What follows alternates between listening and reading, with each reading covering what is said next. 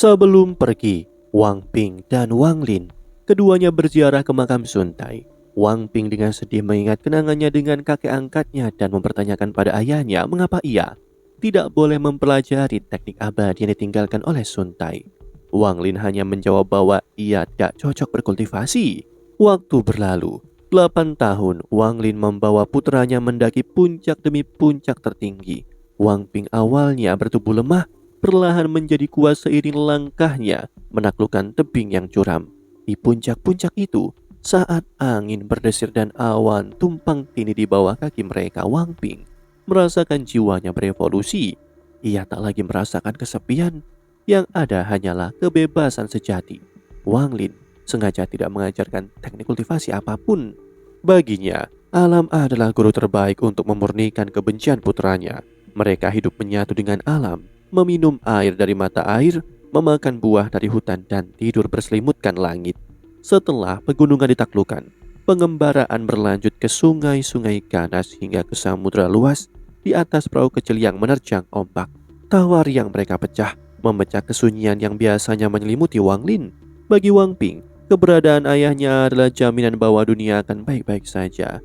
Ia bahkan berikrar untuk terus menemani ayahnya hingga reinkarnasi mendatang. 5 tahun di lautan mengubah Wang Ping sepenuhnya. Saat kembali ke darat di usia 27 tahun, sifat kekanak-kanakannya telah sirna, berganti dengan wajah tampan yang penuh tekad.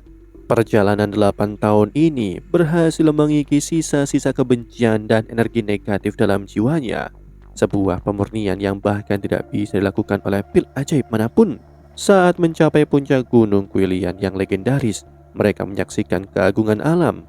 Hujan badai yang turun membasuh debu bumi, diikuti munculnya pelangi 7 warna yang indah. Namun ketenangan itu terusik oleh melesatnya seorang kultivator di atas pedang terbang. Pemandangan itu memicu kembali percikan keinginan lama di hati Wang Ping. Dengan mata berbinar, Wang Ping kembali bertanya, menanyakan kemungkinan dirinya untuk bisa berkultivasi. Namun Wang Lin hanya memandang pelang yang perlahan memudar dengan tatapan penuh kesedihan dan kepahitan yang terpendam. Jawaban yang keluar tetap sama seperti 10 tahun yang lalu. Wang Ping tidak cocok untuk dunia kultivasi. Dalam perjalanan pulang dengan kereta kuda yang sunyi, Wang Ping akhirnya tertunduk lesu. Keheningan kembali menyelimuti kereta kuda yang membawa Wang Lin dan Wang Ping. Di balik wajahnya yang kian berkeriput, Wang Lin menyimpan rahasia besar. Sebuah alasan pilu mengapa ia melarang keras putranya menyentuh dunia kultivasi. Bukan karena kebencian masa lalu, melainkan demi melindungi nyawa Wang Ping sendiri. Sadar akan kekecewaan ayahnya, Wang Ping akhirnya luluh dan berbisik lirih mengakui kesalahannya memecah ketenangan di antara mereka. Perjalanan membawa mereka tiba di kota air luas, sebuah metropolis megah yang berdenyut dengan hiruk pikuk perdagangan dan kemewahan. Bagi Wang Ping yang tumbuh di kesunyian gunung, keramaian kota ini adalah dunia baru yang memukau, perlahan mengikis kesedihan yang sempat menggeliuti hatinya. Namun, kedamaian mereka terusik saat beristirahat di sebuah restoran mewah. Ketampanan Wang Ping yang luar biasa menarik perhatian, termasuk dari meja sebelah yang diisi oleh seorang pemuda bangsawan sombong berbaju ungu, seorang gadis tenang bernama King Yi, dan seorang tetua berwibawa. Sang pemuda berbaju ungu mulai melontarkan hinaan keji, merendahkan martabat Wang Ping hanya karena rasa cemburu melihat ketertarikan King Yi pada Wang Ping. Provokasi itu memuncak ketika seorang tetua di sampingnya yang ternyata adalah seorang kultivator tingkat pembentukan inti bertindak kejam. Dengan kesombongannya, ia melontarkan sumpit dengan kekuatan mematikan yang sanggup menghancurkan tulang manusia biasa, berniat memberi pelajaran pada Wang Ping. Namun, sebelum serangan itu menyentuh putranya, Wang Lin bereaksi. Tanpa mengangkat tangannya, hanya dengan satu tatapan dingin yang tajam, ia menghancurkan pertahanan sang kultivator yang masih rendah itu. Tatapan itu, bak pedang tak kasat mata yang menembus jiwa, menggetarkan inti kekuatan dari lelaki tua itu hingga ia jatuh bersimbah cairan merah. Kekuatan yang begitu dahsyat dari sosok yang tampak seperti rakyat jelata itu seketika membungkam seisi restoran. Di tengah kekacauan dan ketakutan yang mulai menjalar, Wang Lin tetap tenang. Ia kembali menyesap anggurnya, memberikan peringatan keras bahwa tak ada seorang pun yang boleh menyentuh atau menggurui putranya. Di kota ini, Wang Lin telah menarik garis tegas. Siapapun yang mengusik ketenangan Wang Ping akan berhadapan dengan kemurkaan yang tak terbayangkan. Suasana di dalam restoran Jiang Xuan semakin mencekam. Kultivator tua yang terluka hanya bisa terdiam, berusaha sekuat tenaga menahan energi intinya agar tidak musnah sepenuhnya. Sementara itu, pemuda berbaju ungu yang sombong mencoba mengancam dengan nama besar keluarga Sun. Namun, satu gerakan tangan dari Wang Lin cukup untuk membuatnya ambruk gemetar, kehilangan seluruh nyali di hadapan sosok yang ia kira manusia biasa. Di tengah kekacauan ini, King Yi, gadis dari meja sebelah, menunjukkan sikap hormat. Ia memperingatkan Wang Ping untuk segera pergi karena bantuan dari keluarga Sun akan segera tiba. Namun, bukannya gentar, Wang Ping justru menanggapi dengan senyum tenang. Sebuah pesona yang lahir dari jiwa yang telah ditempa alam selama 8 tahun. Bagi Wang Ping, kemunculan kekuatan abadi ayahnya adalah sebuah pencerahan baru. Ia mulai menyadari bahwa ayahnya bukan orang sembarangan. Tak lama kemudian, 3 tetua keluarga Sun muncul dengan aura yang menggetarkan. Salah satunya segera menyadari ada yang tidak beres. Meski Wang Lin tampak tanpa energi spiritual, ia melihat jiwa Wang Ping begitu luar biasa. Sebuah jiwa yang menyimpan kekuatan dunia, sesuatu yang bahkan jarang dilihat oleh para kultivator hebat.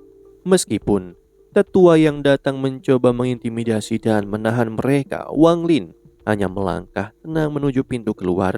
Setiap langkahnya bukan sekedar pijakan, melainkan guncangan hebat yang menghujam langsung ke pikiran ketiga tetua keluarga Sun.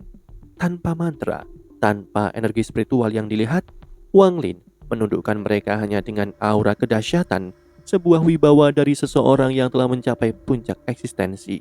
Para kultivator tingkat tinggi itu terpaksa mundur dengan wajah pucat, tak berkutik saat Wang Lin berlalu sambil meninggalkan peringatan dingin. Hanya kali ini saja. Setelah meninggalkan restoran, sebuah fakta mengejutkan terungkap. Wang Lin mengakui bahwa ia mengenal keluarga itu, bahkan pernah berjanji melindungi mereka selama 1 abad. Di tengah percakapan itu, Wang Lin sempat menggoda Wang Ping tentang ketertarikannya pada King Yi, membuat pemuda tampan itu tersipu malu. Sebuah momen manusiawi di tengah kekuatan yang baru saja mereka tunjukkan. Keduanya akhirnya menetap di sebuah kediaman megah di utara kota air luas, sementara mereka mulai menikmati kehidupan baru yang tenang.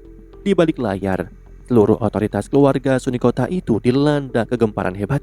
Kata-kata Wang Lin telah menjadi guntur yang menggoncang hierarki kekuasaan mereka. Sepeninggalan leluhur keluarga Ran dan San Ren, keluarga Sun naik tahta menjadi penguasa tunggal di planet Ran Yun. Kekuasaan mutlak selama 20 tahun telah mengubah mereka menjadi klan yang angkuh. Di aula cabang kota air luas, para tetua berkumpul dengan kemarahan yang meluap. Mereka tak sudi menerima kenyataan bahwa harga diri keluarga telah diinjak-injak oleh seorang pria misterius yang mampu menaklukkan kultivator hebat hanya dengan sebuah tatapan dan langkah kaki. Meski menyadari lawan mereka kemungkinan berada di tahap transformasi tubuh, keluarga Sun tetap tinggi hati karena merasa dilindungi oleh leluhur mereka yang agung. Dalam ketegangan itu, King Yi menjadi korban. Ia diusir dari keluarga karena dianggap melindungi pria misterius itu hingga bungkamnya. Bagi keluarga Sun, tantangan ini harus dijawab dengan kekuatan penuh sehingga mereka memanggil bantuan pusat untuk menghancurkan keangkuhan pria yang tinggal dengan identitas rumah Wang itu. Di kediaman baru yang tenang di bawah sinar bulan yang temaram, terjadi percakapan hati ke hati antara Wang Lin dan putranya Wang Ping. Wang Lin yang menyimpan kesedihan mendalam dan rahasia yang tak mungkin terucap, menawarkan kekayaan 30 tahun sebagai kompensasi atas larangan berkultivasi bagi Wang Ping. Wang Ping yang kini telah dewasa dengan pemikiran sendiri tidak lagi sekedar menuruti kata-kata ayahnya. Ia memahami bahwa hidup adalah perlawanan terhadap langit, namun ia memilih jalannya sendiri. Ia menolak kekuasaan yang diberikan secara cuma-cuma. Ia bertekad menjadi penguasa tertinggi di dunia fana dengan usahanya sendiri. Wang Lin pun merestui dengan memberikan perlindungan rahasia, sebuah bayangan penjaga yang akan menjamin langkah putranya di planet Ran Yun. Namun di balik restu itu, ada duka yang tak terkatakan. Wang Ping merasa pedih melihat kesepian ayahnya dan bertanya-tanya mengapa keinginan tulusnya untuk menemani sang ayah selamanya melalui jalan kultivasi selalu ditolak. Di sisi lain, Wang Lin hanya bisa berharap putranya tidak pernah tahu alasan memilukan di balik larangan itu. Namun, ketenangan Fana itu segera terusik oleh kedatangan Sun Qiming, wakil kepala keluarga Sun yang kini berada di puncak tahap transformasi tubuh. Berbeda dengan para bawahannya yang arogan, Sun Qiming datang dengan kewaspadaan tinggi. Ia memahami bahwa kemampuan menaklukkan lawan tanpa mantra bukanlah sembarang keahlian. Itu adalah ciri dari sosok yang tingkat tinggi, yang jauh melampaui imajinasi para kultivator biasa. Dengan penuh selidik, ia bersiap mencari tahu siapa sebenarnya sosok di balik rumah Wang yang telah mengguncang otoritas keluarganya. Keluarga Sun, penguasa kota air luas, telah menjadikan pemilik rumah Wang sebagai target. Sun Qiming tiba di lokasi dengan perasaan was-was. Ia segera membungkam keluhan tetua berbaju hijau yang menggerutu tentang kesombongan penghuni rumah ini. Dengan nada dingin dengan penuh peringatan, Sun Qiming menegur bawahannya yang dianggap tidak tahu berterima kasih atas kemurahan hati lawan yang sebenarnya telah bersikap lunak. Ia mengingatkan bahwa kejayaan keluarga Sun di planet Ranyun bisa runtuh seketika jika mereka terus memancing permusuhan dengan sosok yang salah. Ketegangan meningkat saat Yun Wufeng, pemuda dari keluarga Yun yang bergengsi di sistem bintang All Heaven, meremehkan peringatan itu.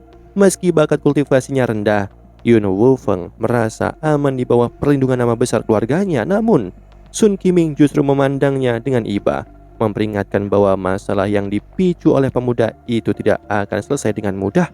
Setibanya di depan kediaman Wang, Sun Qiming merasakan keganjilan. Meski indera ilahinya tidak menangkap apapun, nalurinya berteriak waspada. Ia mencoba menyapa dengan sopan menggunakan energi spiritual, namun hanya disambut oleh seorang pelayan kecil yang membawa peringatan pengusiran. Seorang tetua berwajah merah yang tidak sabar mencoba menerobos masuk, namun baru satu langkah melewati pintu, ia langsung memuntahkan cairan merah dan terpental oleh kekuatan tak kasat mata yang mengguncang jiwanya. Sun Qiming seketika mengenali aura yang mengerikan itu, aura ascendan yang sangat ia segani. Dengan keringat dingin membasahi dahinya, ia segera menarik mundur pasukannya dan meminta maaf dengan penuh hormat sebelum berteleportasi pergi. Ia langsung menetapkan zona larangan dalam radius 1000 kaki dari rumah itu, menyadari bahwa sosok di dalam sana adalah Master Demon Sumu, legenda yang pernah menyapu bersih keluarga besar dan mengguncang sistem bintang All Heaven. Nama itu seketika membuat wajah semua anggota keluarga Sun pucat pasi, menyadari betapa dekatnya mereka dengan kehancuran mutlak. Dalam hati seluruh anggota keluarga Sun yang datang ke rumah Wang terpatri sebuah rasa, sebuah peringatan. Hanya kali ini saja. Di dalam kamar keluarga Sun, Yun Wufeng yang kini didera penyesalan dan ketakutan meluapkan amarahnya kepada King Yi, wanita yang membuatnya cemburu dan memprovokasi Wang Ping. Namun sebelum amarahnya tuntas, sesosok bayangan muncul dan membuatnya pingsan seketika. Wang Lin melangkah keluar dari kegelapan, menawarkan sebuah kesepakatan kepada King Yi, sebuah peningkatan kultivasi kerana Nascent Soul sebagai imbalan jika ia bersedia menemani hidup Wang Ping anaknya. Dengan wajah merona dan ingatan tentang Wang Ping di benaknya, King Yi menerima tawaran itu. 3 hari kemudian, Wang Ping menemui ayahnya. Ia akan berpamitan meninggalkan kota demi mengejar kehidupan yang penuh gejolak, diikuti oleh King Yi. Malam itu, hujan deras terjadi. Dengan hati yang berat, Wang Ping dan King Yi meninggalkan ayah mereka untuk menapaki dunia fana. Malam itu, untuk pertama kalinya dalam 800 tahun, di tengah hujan, Wang Lin membiarkan dirinya mabuk tanpa menggunakan mantra pelindung, membiarkan guratan usia mulai menampakkan di wajahnya yang kesepian.